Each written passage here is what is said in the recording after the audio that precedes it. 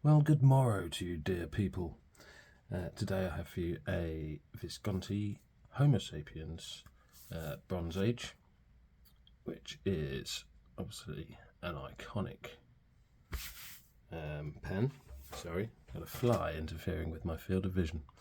So an iconic pen, which has been around a while now. There are many Homo Sapiens editions and limited editions these days, and this is like one of, if not the original Homo sapiens. I would have to do research, and I don't really do such things. So this one is made of the lava resin, and with the bronze trim. And my friend Bill is holding this one. For those of you not familiar, Bill's my little pelican friend. He's going over there. So let's go over the pen. So it's made of a combination of lava, yes, lava from a volcano, specifically Mount Etna, I believe, combined with resin to create a very unique feel in the material. And then this one is in the bronze trims. You can also get Dark Age with black trim and various other limited editions and things. So it's got the Visconti hook safe cap mechanism, which is basically like a bayonet fitting. So that just literally presses on a slight twist and, like, quarter of a turn, etc., which is very nice and handy. So you've got the security of a screw cap, but the convenience of a slip cap, basically. You've got a Visconti clip, which is spring loaded. Which is very nice, with the Visconti in there. On top you have a Visconti V in the finial. So the top finials in these are removable with magnet, I believe, and then you can insert I think it's called the Visconti My Pen system. So you can insert a coin of your choice with a gem, your initials, whatever you might like, which they happen to do. Then other end you've got plain back domed finial on the vacuum operating knob. 2 rings here, ring here, ring here, and on the barrel band there you've got Homo sapiens, and that's your lot. So as you might notice, the brass, I believe it's brass, can develop a nice patina over time. You can always polish that if that's your choice, or you can leave it to develop a bit of character. I'm not going to polish this because it's not my pen. I hired this via pen sharing from one of the members, Edwin.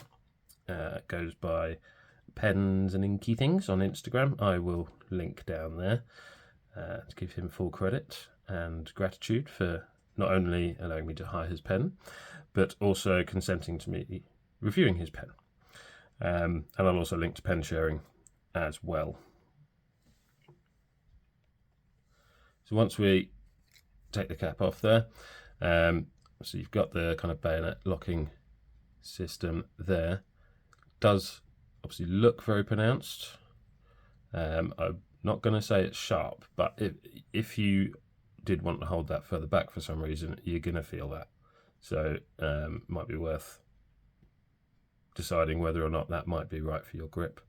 And then you've got the concave section there, which, although smaller, is actually quite nicely sized. Got some medium to large hands, and that sits well there without the bayonet fitting kind of intruding onto my grip. I'm sorry, by the way, I'm still nursing a bit of a cold if I sound a little bit bunged up and subdued, but I'm doing my best for you. Then we have here a Visconti 18 karat gold, medium in this case, nib. The nice little crescent, nice little crescent breather hole there, and plastic feed. I believe these are made in-house by Visconti. Someone correct me if I'm wrong. but it's a good size pen in the hand. Good bit of weight. It's a vacuum filler. The Visconti call it a power filler. So I won't operate it because it's inked, but you would unscrew this, pull it out, push it back in, vacuum. Sure you're familiar with the concept. And for extended writing sessions, you would unscrew the mechanism just to allow that seal to open up, and then you've got free ink flow into your nib. Does post. So it does post not on the operating knob, just beyond. So it will post and stay there. It's quite secure. I find that does back weight a bit, and it's already a big pen. It's not stupidly big, but it's an oversized pen, I would say. And it's very well balanced, unposted, but you can do if that's something you like to do. Measurements of the pen. So approximate all of these. So cap length is 146 millimeters, uncapped 132, and posted 172. As I mentioned, it doesn't post that deeply. It will post beyond the knob there, but it does add quite a bit of length and a bit of weight. Just as it's so long, I do find that tips it over to the balance that over the back of the hand rather than sitting in the web there. Capped, this is inked by the way, so do allow a bit of play. Capped, you've got 48.6 grams and uncapped 31.2 grams, and the cap on its own is 17.4 grams. The barrel, that's off about 14.3 at the widest point, and just tapering off slightly to 13.2 before you get to the vacuum operating knob. And there's a section 12, and then, as I mentioned, concave section, so it does just come in and then flare back out, so you've got 11 in your pinch point there. It's a very nice, balanced, well-sized, solid pen. For some size comparisons with some other pens, so we have a Lamy Safari and a TWSBI Eco over here, just for everyday comparison as a standard benchmark. I have a Wingsung 630 over here, kind of in place, if you'll forgive me, of a Montblanc 149, just for size reference, because they are very, very, very similar. I have a Pelican M1000, obviously the Visconti, an Otto Rosetta Stone Black, Leonardo Memento 0 Grand, Diplomat Excellence, and a Waterman Karen, just for some other kind of flagship-esque models, I suppose. So as you can see, it does stand up well with your kind of classic oversize things, with the Memento Grand being larger.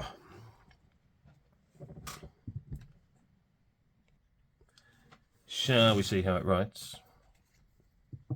Allow me to muck about with my focus and stuff, as I usually do. So we have here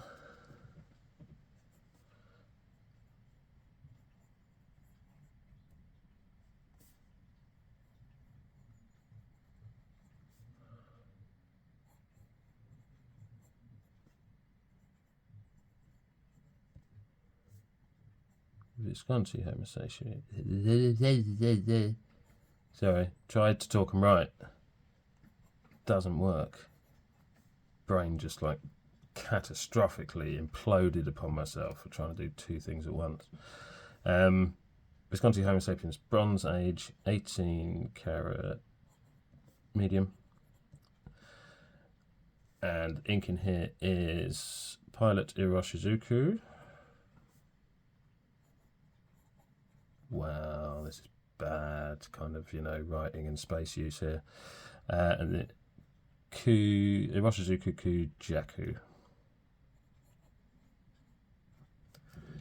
which incidentally I also purchased as an ink sample from Pen Sharing. Bonus plug. So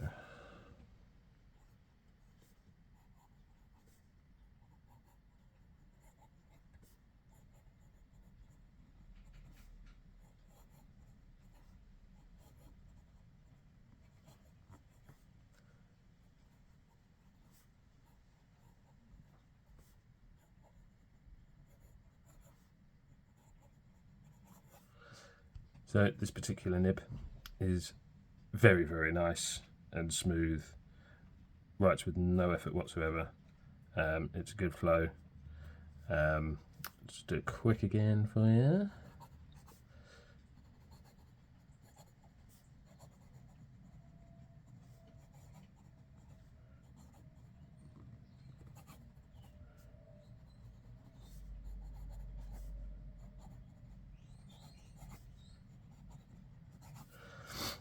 If you thought you noticed a little skip there, it wasn't. That was me being a pillock. Happens, right? So it keeps up absolutely fine for wetness. Nicely wet, without being gushingly so, but there's a very decent bit of wetness in there. If you like a nice, smooth, wet nib, this does the job. As I say, it's not my pen, so I can't speak to out of the box, but I believe it's not been tweaked with or tuned or anything like that. I know there's a lot of thing about Visconti nibs in the past. Some people say they're getting better. I don't know. I don't have a massive amount of experience with it. I used to own a Dark Age briefly, but that nib was a bit too fine for me, so I actually moved that one along in the end. So that was my only previous experience, but this particular nib writes very, very nicely indeed. So I get a 0.6mm line with no pressure on this, and applying a bit of pressure, not a lot because it's not my pen and I don't want to muck it up. I can get, sorry, I should have said 0. Sorry, hang on. Absolute brain fade here because I've got it written down on the other side of this bit of paper. Right, try again, my apologies. So 0.8mm, no pressure. Bit of pressure, 1mm. So you might be able to get a little bit more out of that, but I wouldn't go so far as to say it's bouncy, but you can push it just a tiny weeny bit for some line variation. If it was my pen, maybe I'd try a little bit more, but I'm not going to. Reverse writing.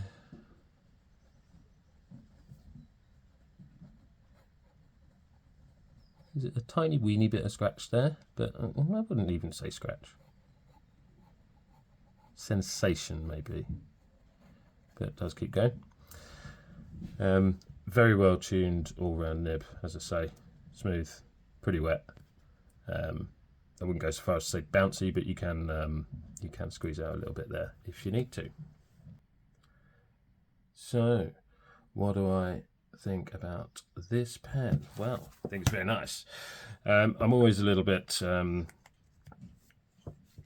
not regretful that I let my one go last year, because I ended up getting my Anoto Magna Classic in Golden Pearl, which I absolutely love. So it's just one of those life things that works out in funny ways sometimes. However, I do really love the feel of these, and there may be one in my future.